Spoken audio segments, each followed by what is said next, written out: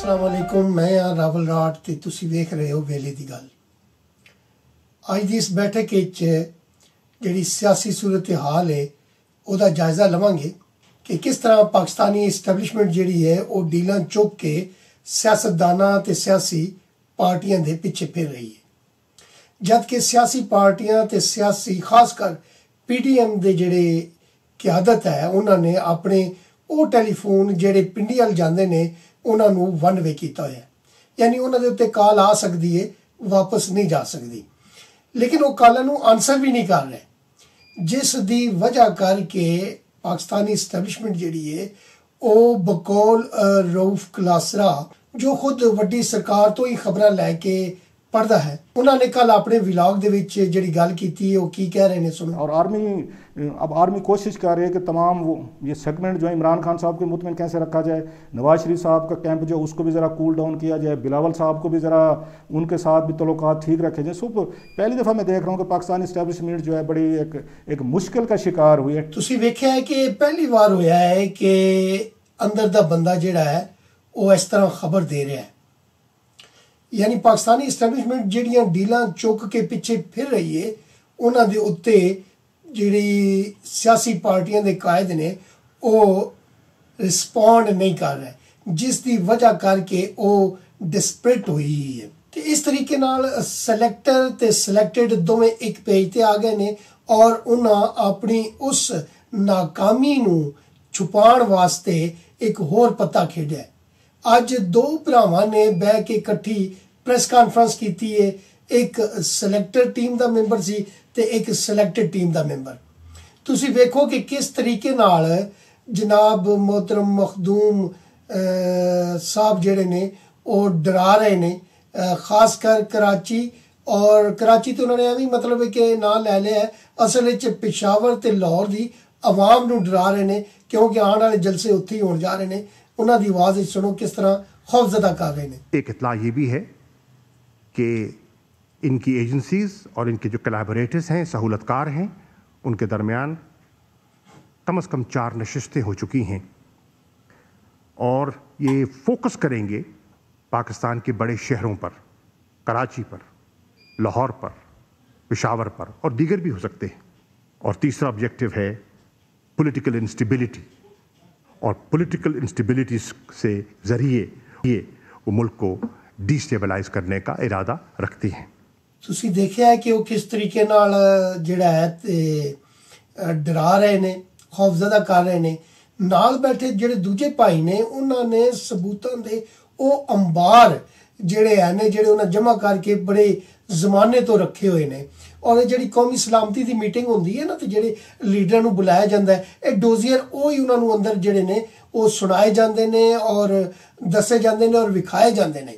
उसका मैन मकसद यही सी कि पब्लिक डर जाए और PDM के जिहड़े होर जलसे ने उन्हां च शरीक ना होवे। अच्छा, इन्हां दोवां भरावां दी जिहड़ी प्रेस कॉन्फ्रेंस है उसकी तशरीह इन्हां दा ही भोंपू जिहड़ा गेट नंबर 4 का मुंशी है जिहड़ा उत्थे बह के गेट पास इशू करता है कि किने अंदर जाना है तो किने बाहर आना है, जिहदे कोल सारा रिकॉर्ड मौजूद होंदा है, और उसनूं जिहड़े मुलाकाती ने वो तो कुछ नहीं शायद दसदे होणगे, लेकिन जिहड़े मुलाकात करन वाले ने वो अपनियां वो कुछ मतलूबा खबरां जिहड़ियां उन्हां दे हक जांदियां होण ਉਹਦੇ ਰਾਹੀਂ रिलीज़ करते हैं और वो मीडिया से आके बह के और तोते रख के तोता फाल करता है।